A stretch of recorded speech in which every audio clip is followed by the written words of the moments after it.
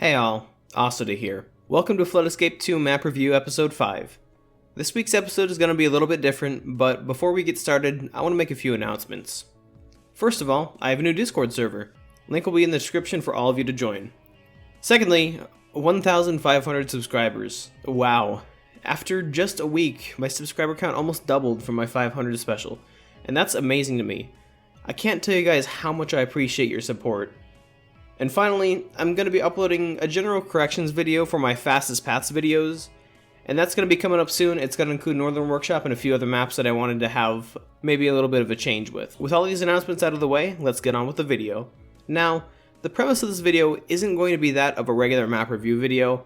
Instead, I'm going to be playing through these maps, giving my general thoughts. I could somewhat align with the rubric that I have with the other videos.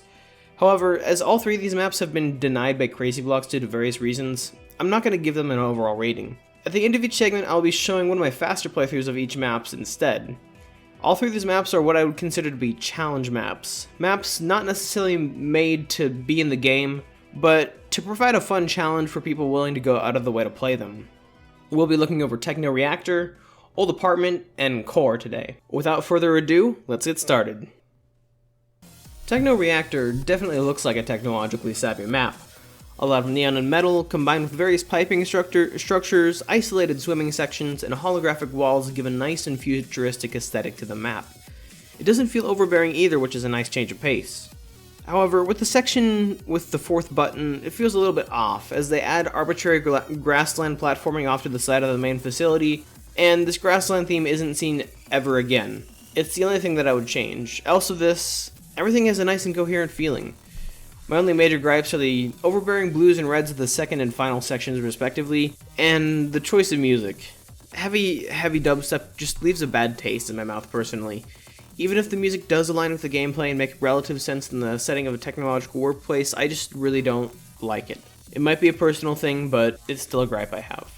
Aside from the very first room of this map, everything about the gameplay seems cramped.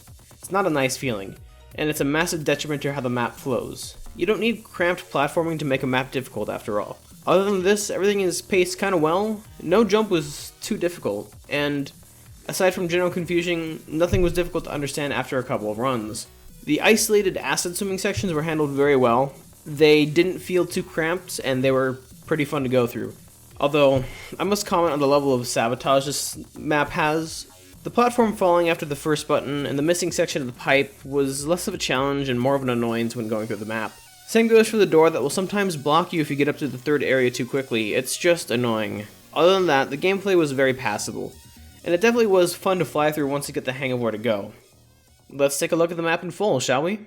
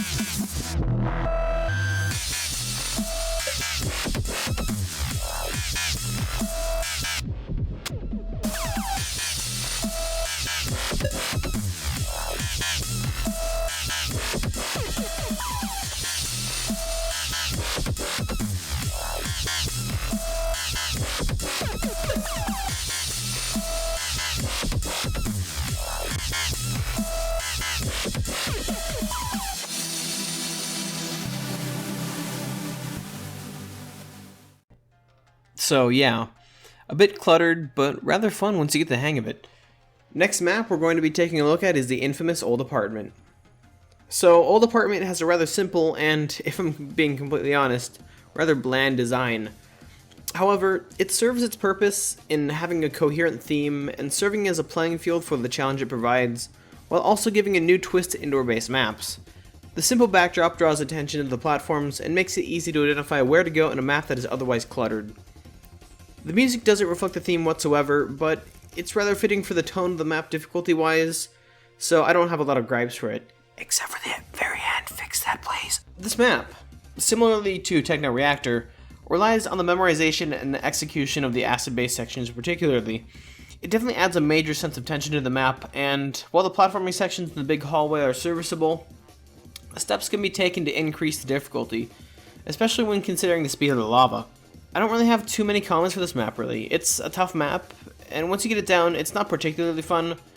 The use of so much acid kind of bottlenecks the possibility of the speedrun, but it's definitely a serviceable map. Now, here's a full run of Old Apartment.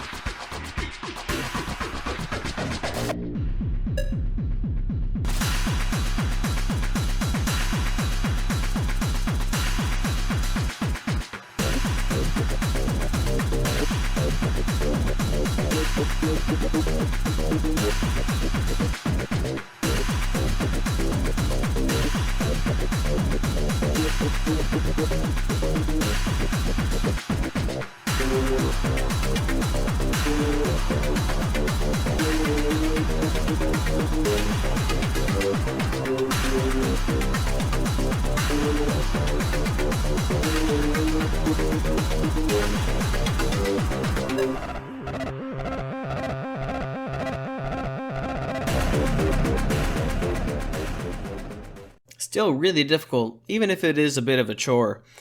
Now, let's move on to the final and, what is in my opinion, hardest map, Core. If moving platforms were to be allowed in Flood Escape 2, then Core would easily have the highest rating out of all the maps I've reviewed. However, since that's not a possibility, it's going to remain in the testing facility as a relic of what FE2 could be. With that depressing note out of the way, this map is absolutely gorgeous and gives a more advanced version of Techno Reactor's vibes, with a better balance of color and a better placing of some of the pipes. The center core area specifically looks amazing, with the particles giving the idea of a reactor meltdown in progress. It most certainly looks like and functions as a core meltdown, except for the fact that the arms of the core are still rotating. Oh well, at least the creator avoided heavy dubstep, which is a major plus. This map most notably stands out for its use of rotating columns and lava blocks, spinning in a circle, and giving a new twist on difficulty. The regular lava still exists, but the beams serve as a lethal obstacle and an alternative to being killed in the flood itself. The platforming is made to be tight and quick, and the center core area is ingenious, especially towards the top with the alternating front and back panels of Red Death. It's executed extremely well overall, and it is super fun to play through. Even as I'm writing the script, two friends of mine, Pinecones and Zenkoina, are competing for a speedrun for this map. A speedrun for a map that hasn't even been put in the game. If it gets that far, and it's not even in the main game, then it's clearly a very quality map. Without further ado, here's a run through of the core.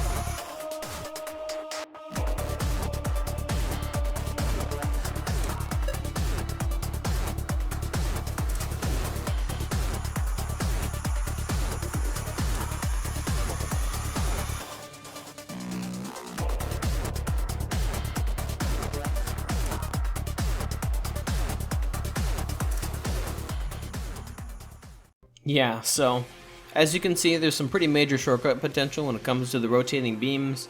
Overall, this has to be one of my favorite fan-made maps. The effort you put into this map will not go unnoticed, Electroblast. Anyways, thanks for watching today's episode of Flood Escape 2 Map Review.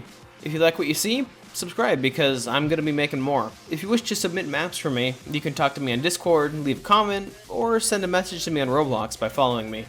This has been Occida, and happy map making.